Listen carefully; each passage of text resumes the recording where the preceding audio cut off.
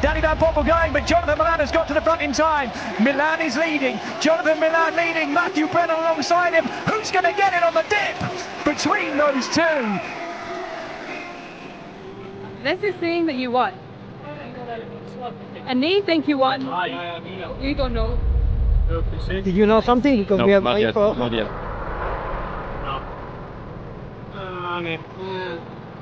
Please, sir. That's my contact. 100%. Okay, it's confirmed. Yeah! You don't believe it, eh? Let's go! Nice, enjoy it. Oh, that's not. We went for the bonus sprints and we kind of lost each other a little bit, but in the end, you know, I'd saved enough mental energy to kind of navigate in the end, and yeah, it was really close, but to come so close to a guy like Milan is really something special.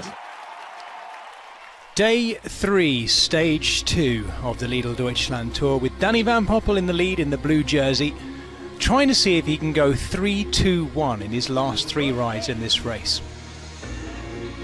Of course, we'd seen a fantastic sprint finale at the end of stage 2 in Herford, where Matthew Brennan had taken the win just ahead of Jonathan Milan. Matthew Brennan rolling out in the green jersey, Danny Van Poppel in the blue leader's jersey of the Lidl Deutschland Tour. This is what they'd have to contend with, an extra 1,000 metres of elevation over what they had to do yesterday between Essen and Herford.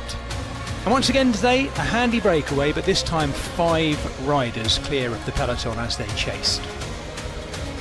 And this time round, they chased that little bit harder. We had a couple of crashes, in fact, the first crashes, notable crashes anyway, of this year's Lidl Deutschland Tour. These were the 3 that were remaining from the original breakaway, including Jonas Rutsch here, who was really the strongest of them, the German, along with Emils Leepins and Vincent Baudet, the Frenchman from Picnic Post-Danel. Well, they were doing their best to stay clear, but the attack started from behind before they'd even got to them as well. Along the edge of the Monasee Lake, the giant dammed water reserve, and up into the forest, this is when the action really started, because there was a late bonification sprint point on the closing circuit, and the general classification riders, and particularly Visma Lease bikes Wout van Aert, were particularly keen on getting those 3-second bonus in a race which is always so tightly fought. 3 remainers from the original 5 out front persisted. Vincent Baudet, the Frenchman, doing a really good ride in amongst some pretty illustrious company in that leading group of 3. This is the situation coming towards Augsburg for the first time.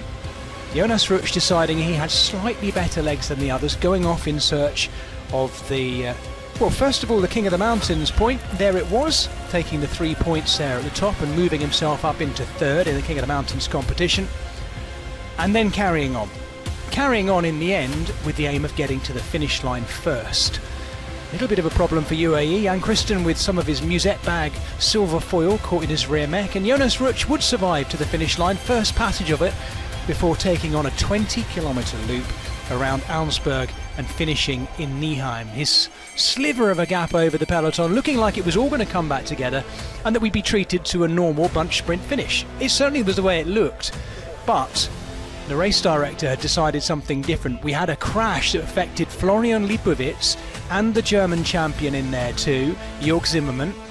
Of all the riders to come down there for the German fans, it really was the worst. This was Wout van Aert doing what he'd done 1 day ago before, picking up the only bonification sprint point of the day and bagging 3 bonus seconds just ahead of Laurens Pithy.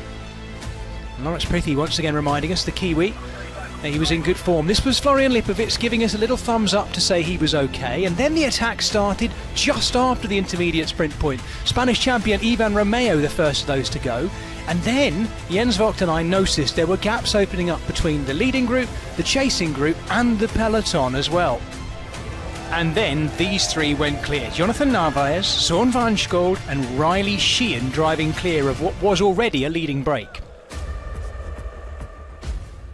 Waerenskjold, winner of the prologue, is stuck on the front. Jhonatan Narváez is in a prime position here, but what can Riley Sheehan, the American for Israel Premier Tech, do at the back? He is quick, but I think he needs to go early and get the jump on these 2. If I was him, I would lay off and rush the gap. What is the young American going to do, though? In the Israel Premier Tech colours, here he goes, but it's not a lightning-quick attack. I've got a nasty feeling for Sheehan that he might be leading out Narváez here. What has Narváez got left? I think it's going to be just enough on the line, or is it? Is it? He celebrated too soon! No! Riley Sheehan would have taken that, I think, if he hadn't sat up. Marius Meyerhofer hangs on for fourth. Our plan was to do the race hard, because this race, if you see, is like for sprinters, and we don't bring here a sprinter really. So we have to think different.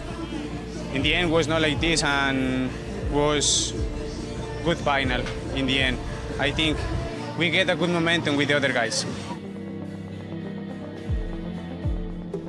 There we have the stage result. Jhonatan Narváez getting the stage win that so many people thought he would, but possibly not in the way they thought he would this week ahead of Riley Sheehan.